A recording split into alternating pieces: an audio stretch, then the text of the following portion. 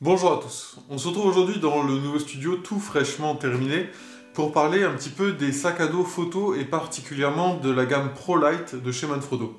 Alors faut savoir qu'avant j'avais un sac qui permettait de ranger le Phantom 4, enfin Phantom 3, Phantom 4, je sais plus, enfin bref, un gros fantôme, là les gros drones blancs anciens. Et j'avais gardé ce sac parce qu'en fait il était ultra résistant. C'est des sacs qui sont garantis dans la gamme ProLite de Manfrotto.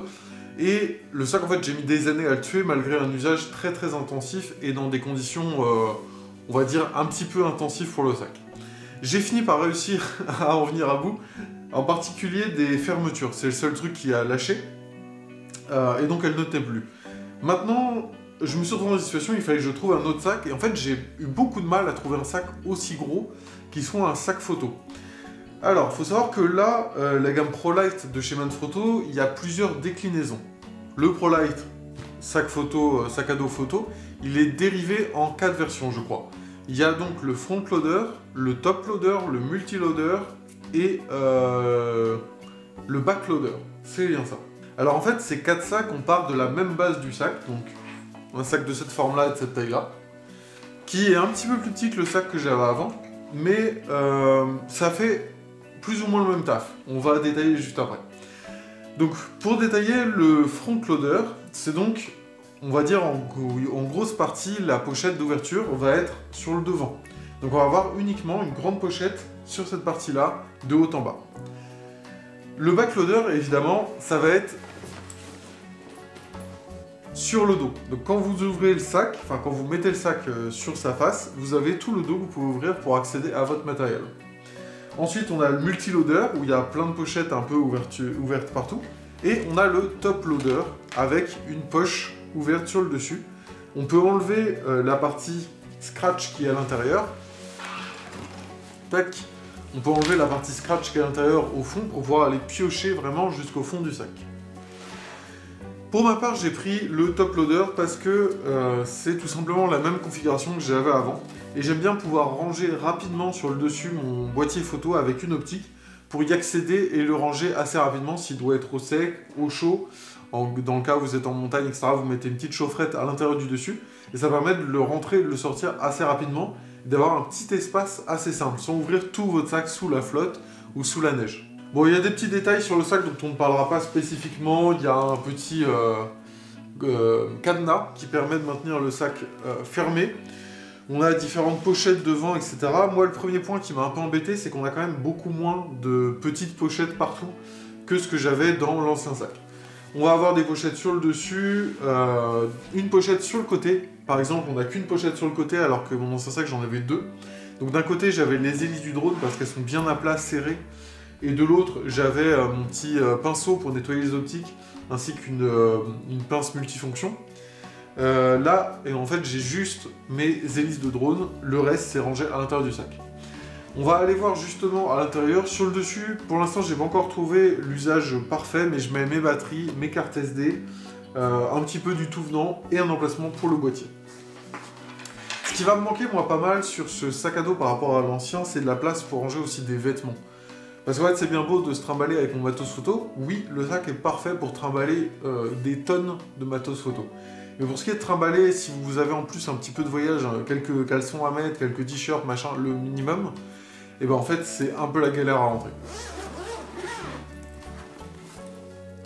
Donc là quand on l'ouvre, on va avoir une grande pochette qui est ici, avec, moi je mets les cartes de visite, là j'ai pas encore trouvé vraiment les éléments à remettre dans cette pochette là.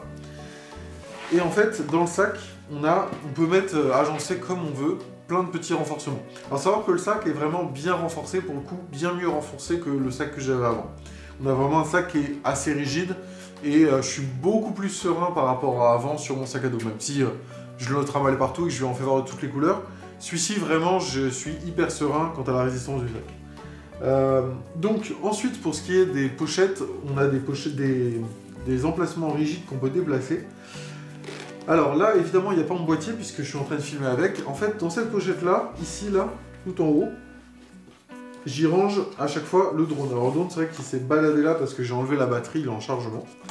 Mais je mets le petit drone là, la télécommande au bout, le boîtier ici, une optique là, une autre optique dans ces emplacements-là, là j'ai un petit filtre ND, justement mon fameux pinceau de nettoyage d'optique. Là j'ai un rangement pour mettre tous mes câbles, et en fait ce qui va manquer c'est un peu d'espace, parce que je peux pas mettre en plus par exemple plein de petites GoPro, des petites choses comme ça. Donc dans cet emplacement-là, je me garde un peu d'espace pour mettre mes affaires de change, etc. Donc tout ce qui est linge, mais en fait l'espace est vachement plus petit que dans mon ancien sac. Et je vais avoir du mal à rentrer en plus des GoPro, une petite 360, des choses comme ça. Donc c'est un sac qui est quand même vachement grand, qui est hyper résistant. Je lui en ai déjà fait subir un petit peu, il me convient parfaitement. Par contre au niveau espace, j'ai pas trouvé mieux ailleurs, mais il n'est pas parfait. Pour moi il répond très bien à ma demande, mais il manque 2-3 trucs sur lesquels il pourrait être amélioré, être un petit peu plus large, avoir un petit peu plus de pochette. Ça se joue à vraiment pas grand chose, je pense que quelques centimètres de largeur, 1 ou 2, 3 peut-être centimètres de largeur, plus quelques emplacements de pochettes extérieures seraient les bienvenus. Même sur le dessus par exemple, là on n'a plus qu'une pochette, on accède par ici.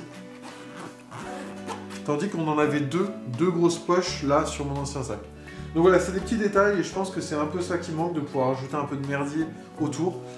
Par exemple, c'est pareil, j'avais une petite pochette où je rangeais tout mon matériel d'accroche GoPro, c'était hyper pratique. Voilà, donc au niveau résistance, il est carrément ok. Au niveau espace, c'est pas mal et c'est le meilleur que j'ai trouvé au niveau pratique plus espace, parce que c'est quand même avoir que de l'espace mais pas de pratique. Dans ce cas-là, je prends un gros sac de randonnée, mais on n'est pas sur un sac photo, on n'est pas sur un côté pratique de pouvoir ranger et du côté résistant de pouvoir ranger tout notre matériel. Voilà, et puis pour ce qui est des attaches par contre extérieures, je trouve ça vraiment chouette pour ranger les trépieds, une grosse gourde d'eau, différentes choses. Ça de ce côté-là, c'est très très bien réussi. Donc c'est un sac que je vous conseille, vous pouvez le trouver en description si j'ai réussi à trouver une référence qui vous permettra de l'acheter. Et sinon, vous le trouverez sur le site de Manfrotto, peut-être sur Amazon, etc. Mais voilà, pensez aux différentes références qui existent de ce sac, les multi-loaders, top-loader, back-loader et front-loader.